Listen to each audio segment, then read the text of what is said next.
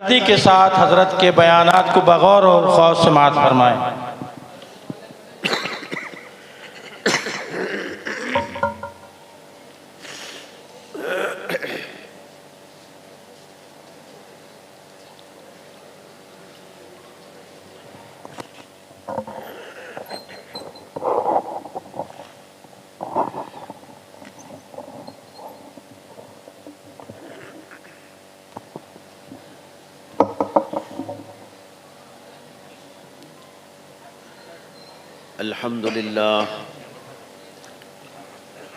الحمد لله نحمده ونستعينه ونستغفره ونؤمن به ونتوكل عليه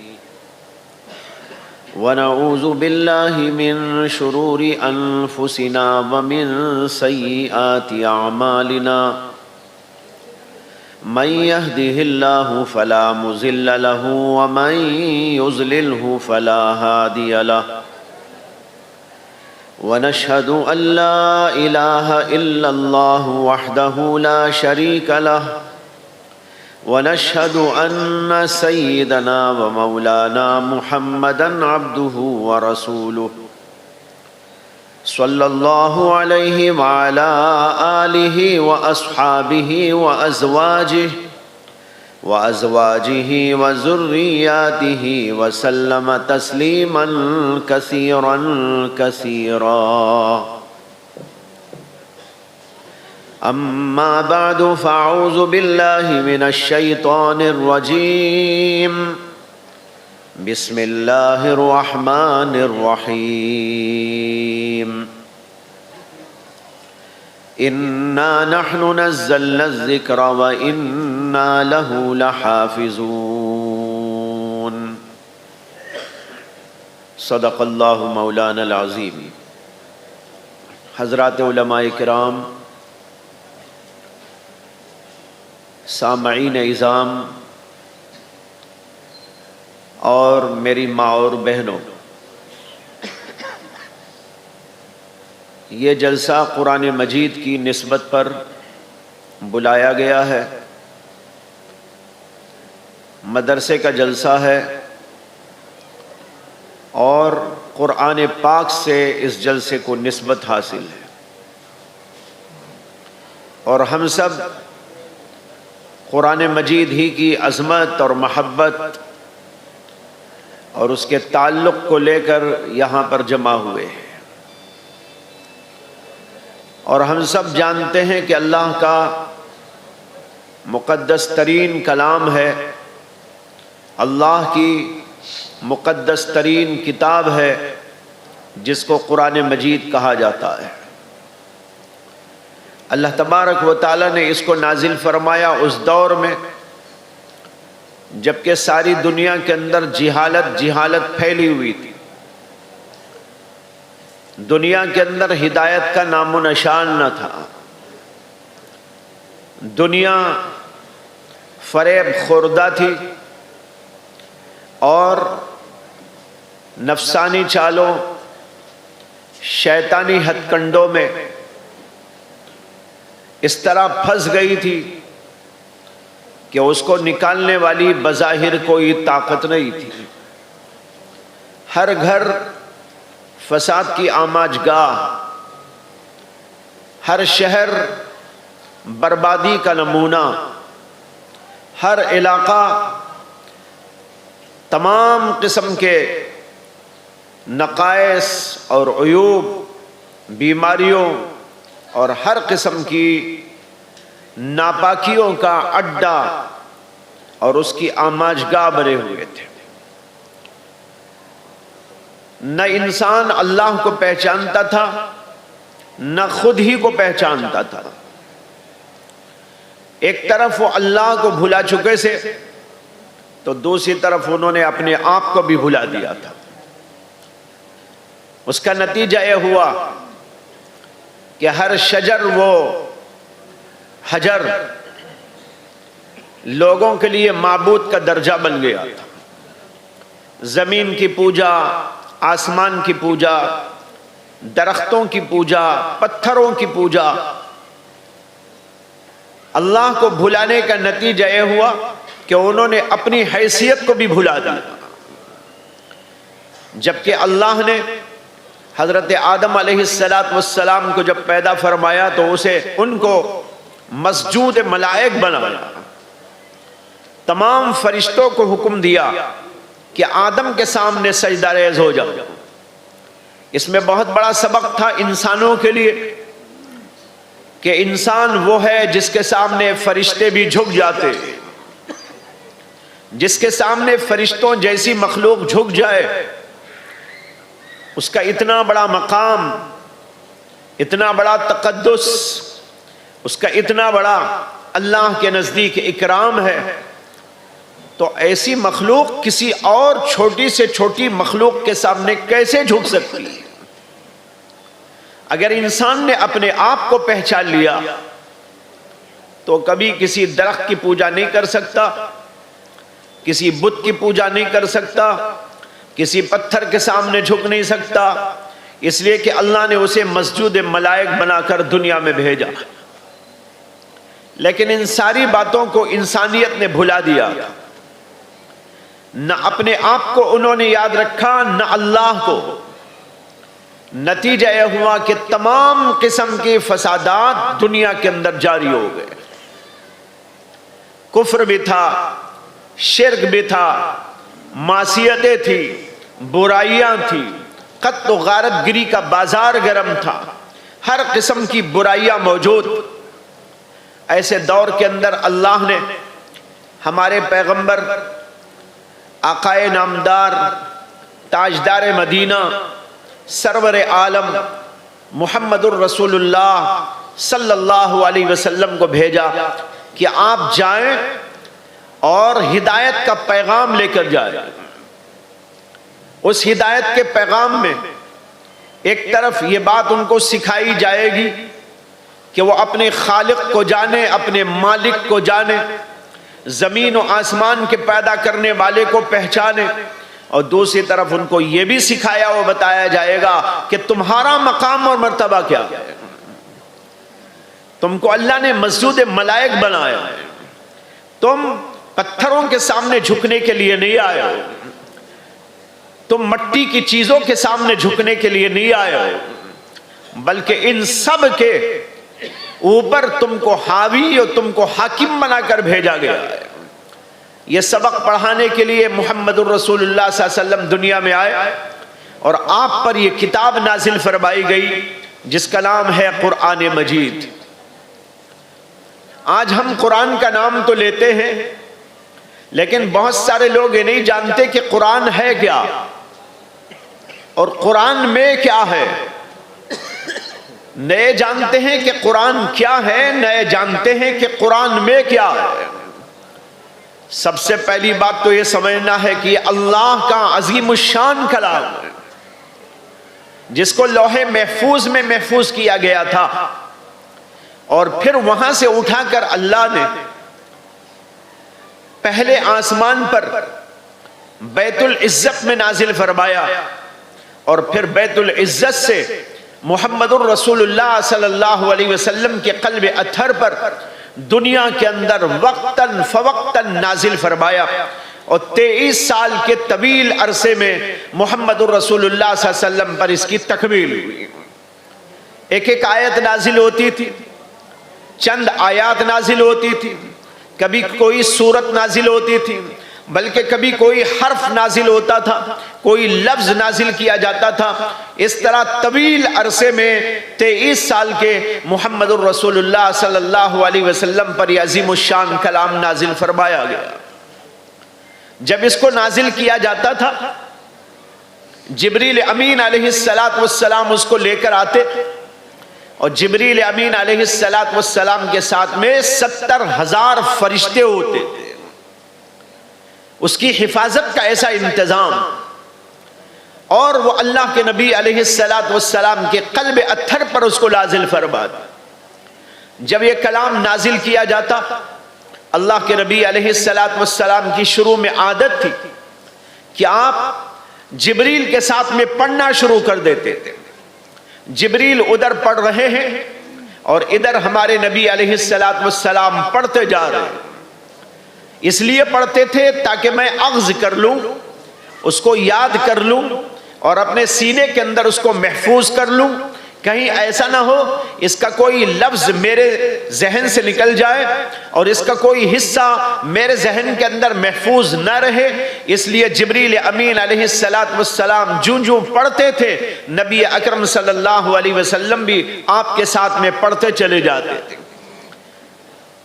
اسی موقع پر قرآن کریم کے اندر آیت نازل ہوئی اور آپ سے فرمایا گیا لا تحرک به لسانک لتعجل به ان علینا جمعہ وقرآنہ فإذا قرأناہ فاتبع قرآنہ ثم ان علینا بیان۔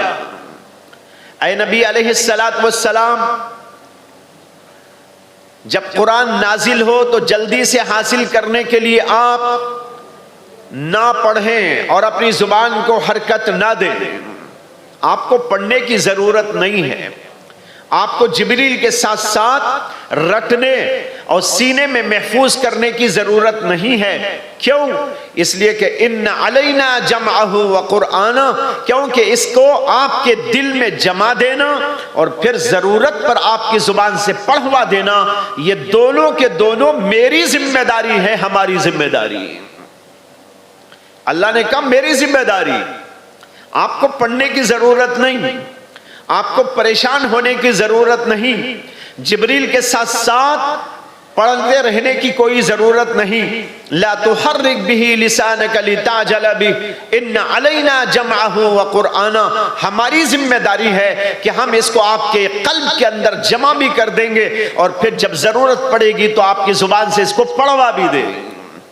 اور اتنا ہی نہیں، اس کے ساتھ ایک اور ذمہ داری بھی ہماری ہے، وہ ذمہ داری یہ ہے ثم ان علینا بیانہ، اس کی تفسیر کروا دینا، اس کے معانی کو بتا دینا، اس کی تفسیر اور توضیح لوگوں کے سامنے لے آنا، یہ بھی ہماری ذمہ داری ہے۔ ہم آپ کو سکھائیں گے، ہم آپ کو بتائیں گے، آپ کے دل کے اندر اس کو جمائیں گے، آپ کے قلب کے اندر اس کو محفوظ کر ڈالیں گے اور آپ کی زبان مبارک سے اس کو پڑھوا بھی ڈالیں گے اور اس کی تشریح بھی آپ کی زبان سے ہم کر دیں گے۔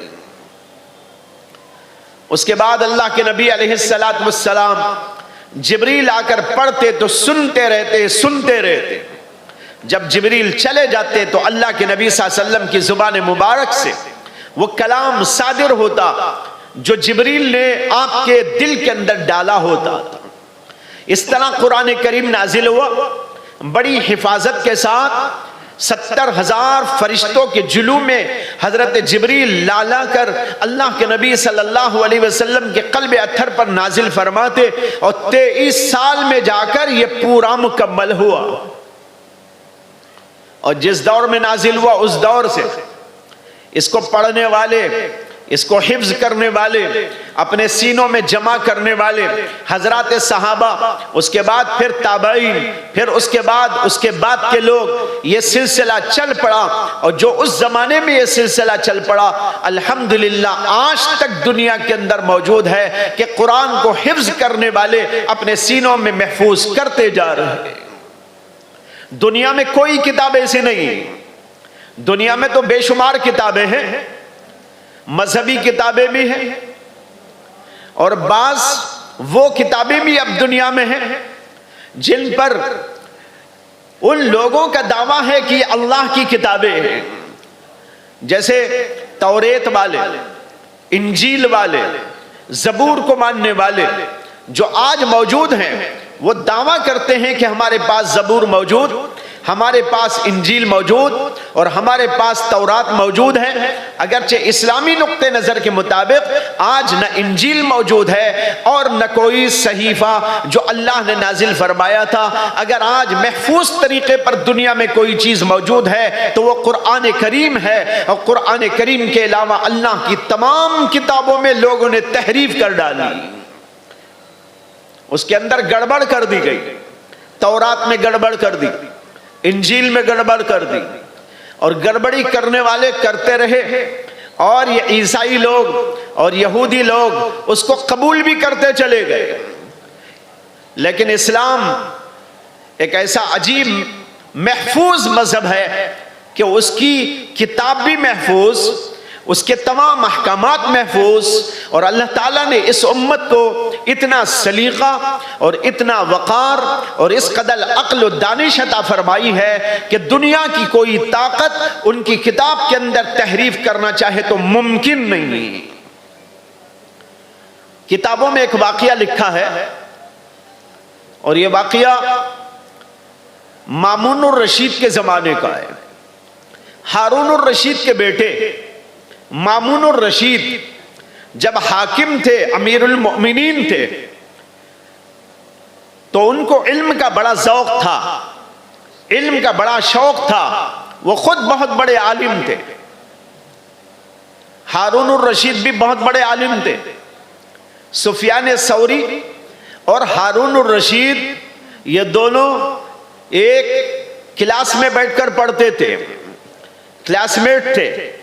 اسی طرح مامون الرشید وہ بھی بہت بڑے عالم تھے۔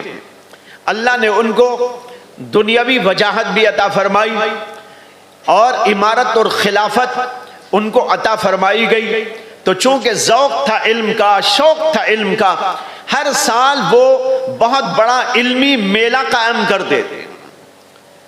جب وہ میلہ قائم ہوتا تھا، دنیا بھر کے علماء، مختلف علوم اور فنون کے ماہرین، بڑے بڑے ادبا، بڑے بڑے شعراء، بڑے بڑے اور علوم و فنون کے ماہرین، دنیاوی علم والے بھی اور دینی علم والے بھی جمع ہوتے تھے۔ ایک موقع پر جب یہ مجلس قائم ہوئی تو اس میں بہت سارے علماء کے ساتھ ساتھ ایک غیر مسلم بھی آیا جو کسی مذہب کو نہیں مانتا تھا،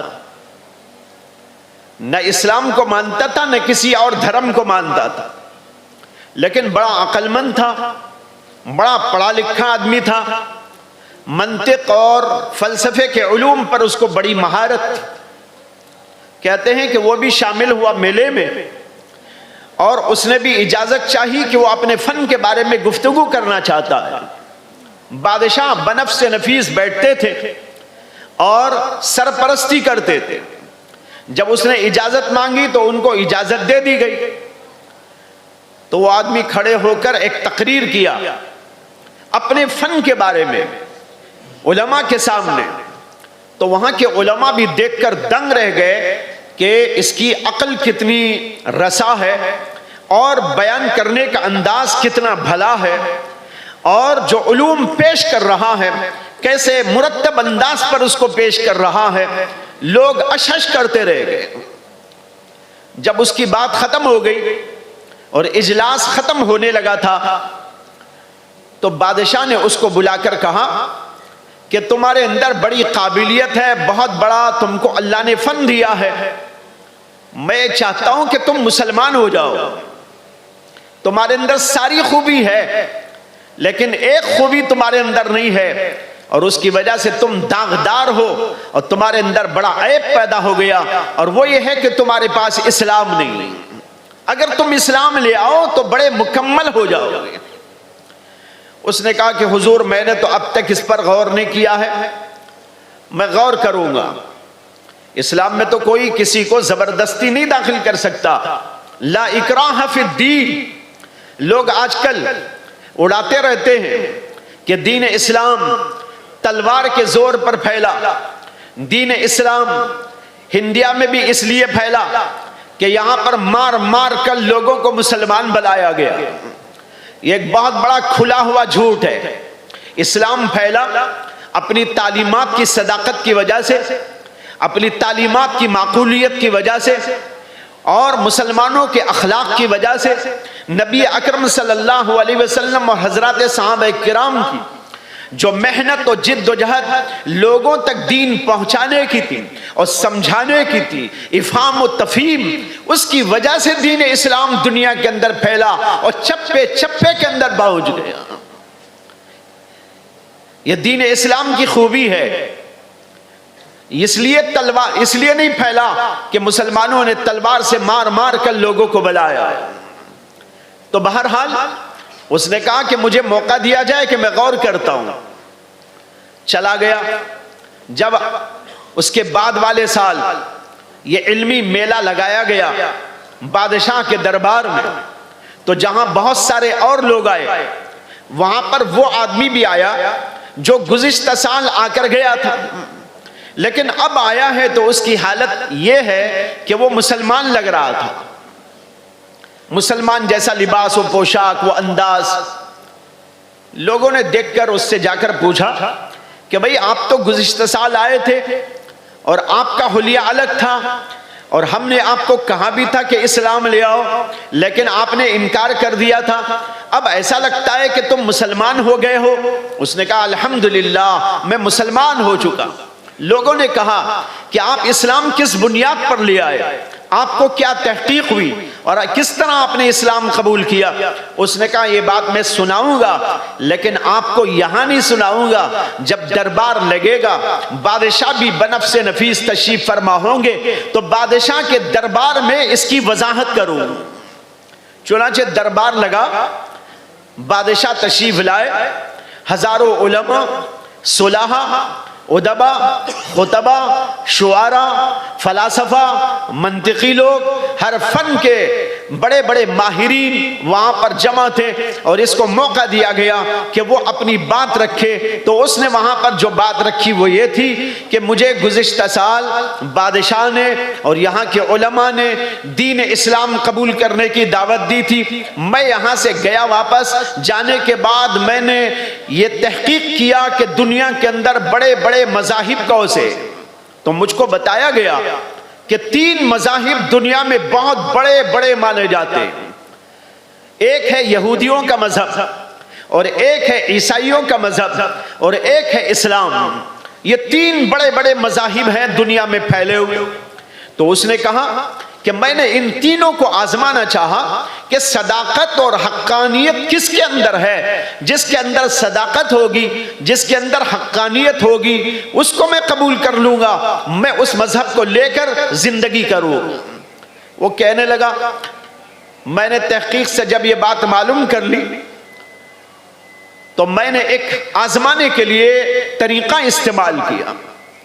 اس نے کہا کہ میں بڑا خوش نویس ہوں، خطاط ہوں، یعنی کاتب ہوں، اور کئی زبانوں کے اندر لکھنے کی اللہ نے مجھ کو صلاحیت دی.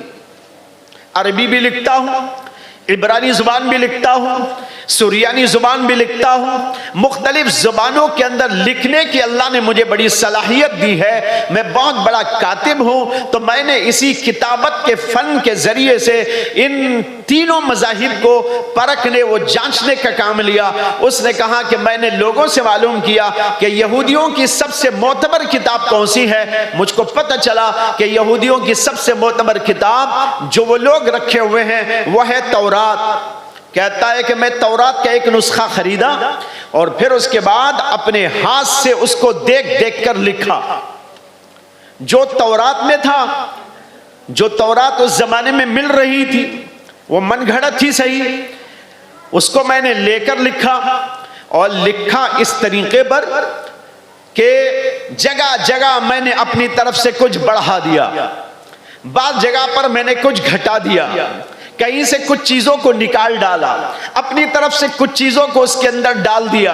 اس طریقے پر گڑبڑ کر کر میں نے تورات کا ایک نسخہ تیار کیا، لیکن بڑا خوبصورت، دیکھنے میں بڑا نفیس، اور پھر اس کی بینڈنگ میں نے کی بہت خوبصورت انداز پر. اور پھر اس کے بعد میں اس کتاب کو یہودیوں کے پاس میں لے کر گیا، یہودیوں کے بڑے بڑے علماء کے پاس، اور ان کی چرچوں کے اندر گیا، اور جا کر میں نے کہا کہ میں نے یہ تورات لکھی ہے، یہ آپ کے مذہب کی سب سے اونچی اور بلند ترین کتاب ہے. میں بہت بڑا خوش نویس ہوں، میں نے اپنی خطاطی کا فن اس کے اندر دکھایا ہے. دیکھو کیسے بیل بوٹے بنائے ہیں، حروف کو دیکھو کتنا حسین و خوبصورت میں نے لکھا ہے، اور کتنے ڈیزائنوں سے، کتنے انداز پر میں نے لکھا ہے. میں نے اس کو دکھایا، سارے کے سارے میرے اوپر فریفتہ ہو گئے، مجھے شاباشی دینے لگے اور کہنے لگے تم نے تو بہت بڑا کارنامہ انجام دیا ہے. انہوں نے اسے ہاتھوں ہاتھ لیا اور لے جا کر اپنی چرچوں کے اندر رکھ دیا. کہتا ہے کہ جو ہی انہوں نے مجھے शाबाशी दी और यूं कहा कि तुमने बहुत बड़ा कारनामा अंजाम दिया, वहीं मैं समझ गया कि यह मजहब झूठा है। इसलिए कि उन्होंने तहकीक ही नहीं की कि मैंने सही लिखा है या गलत लिखा है, तौरात के अंदर कुछ गड़बड़ी तो नहीं कर दी है, कोई आयत निकाल तो नहीं दी है, अपनी तरफ से कोई बात उसमें ठोस तो नहीं दी है। उन्होंने कोई बात तहकीक नहीं की। बेवकूफ़ों की तरह उनके आलिमों ने इस किताब को लिया जो मैंने लिखा था और ले जाकर अपनी चर्च के अंदर उसको रख दिया। मैंने समझ लिया कि यह झूठा मजहब है। कहता है कि उसके बाद बारी थी इंजील की, मैंने इंजील का भी एक नुस्खा खरीदा, फिर उसको भी उसी तरह लिखा, गड़बड़ करके लिखा और बेहतरीन और खूबसूरत अंदाज में उसको लिखा। और फिर उसके बाद ईसाइयों के पादरियों के पास में लेकर गया और उसी तरह जैसे पहले लोगों से कहा था, इनसे भी मैंने कहा कि मैं खत्तात हूँ, खुशनबीस हूँ, मैंने बेहतरीन अंदाज पर तुम्हारी बहुत मोतबर किताब इंजील को लिखा है, ये देखो कितना हसीन और खूबसूरत मैंने लिखा है, मैं ये लिख के लाया हूँ, अगर कबूल कर लो तो ज़हे किस्मत। ये कहना था कि उन्होंने भी मुझे शाबाशी दी और उसको ले लिया और ले जाकर अपनी चर्च में रख दिया। वहीं पर मैं समझ गया ये भी झूठा मजहब है जिसके हां तहकीक के नाम की कोई चीज नहीं। अंधे हैं, बेवकूफ हैं, कोई भी लाके दे रहा है उसको कबूल कर रहे हैं। आप पता नहीं उनकी किताबों का क्या हाल होगा। कहता है कि मैं समझ गया कि झूठा मजहब है और उसके बाद कहता है कि अब नंबर था इस्लाम को परखने का। कहता है कि मैंने कुरान करीम को लिया, यह जमाना प्रेस का जमाना नहीं था, हाथ से लिखा जाता था। प्रेस तो बहुत जमाने के बाद वजूद में आया है। यह जमाना, मैं तो मामूनुर रशीद के जमाने की बात कर रहा हूं, उस जमाने के अंदर प्रेस नाम की कोई चीज मौजूद न थी, नुस्खे हाथ से लिखे जाते थे। वो कहता है कि मैंने एक नुस्खा कुरान करीम का खरीदा और फिर उसके अंदर भी वही गड़बड़ी कर दी, कोई आयत निकाल डाली, अपनी तरफ से कुछ लफ्जों को डाल दिया, कुछ गड़बड़ कर दिया, यालमून को तालमून, तालमून को यालमून कर दिया, पहली आयत को इधर, इधर की आयत को उधर कर दिया। इस तरह गड़बड़ करके कुरान करीम को लिखा, लेकिन बड़ा खूबसूरत अंदाज से लिखा, चारों तरफ बेल बूटे बनाए, डिजाइनिंग की और फिर उसको जो है मुरतब करने के बाद मैंने उसकी बेंडिंग की और ये सब कुछ होने के बाद मैं उलमाए इस्लाम की खिदमत में गया। उलमाए इस्लाम के पास गया, जाकर कहा कि मैं खत्तात हूं, मैंने कुरान करीम जो आपके मजहब की सबसे मोतबर किताब है उसको मैंने लिखा है, ये देखिए कितना हसीन और खूबसूरत मैंने बनाया है, ये अगर आप कबूल कर लें और अपनी मस्जिदों में इसको रख लें मेरा जी खुश हो जाए। कहता है कि जो ही मैंने उलमाए इस्लाम के साथ में, उलमाए इस्लाम के सामने उसको पेश किया तो हजरत उलमा ने फरमाया कि भाई हम इसको कबूल नहीं कर सकते जब तक कि हम एक मीटिंग बुलाएं और उसमें उलमा हो, उसके अंदर हुफ्फाज बैठे, उसके अंदर कुर्राए किराम बैठे और एक एक लफ्ज को देखते जाएं कि असली कुरान से वो मुताबिकत रखता है कि नहीं रखता। जब तक उलमा बैठकर, हुफ्फाज किराम बैठकर इस तरह उसको देख नहीं लेंगे, परख नहीं लेंगे, जांच नहीं लेंगे, उस वक्त तक हम कबूल करने के लिए तैयार नहीं। अगर खुदा न खास्ता इसमें गड़बड़ निकली तो फिर हम तुमको सजा भी देंगे।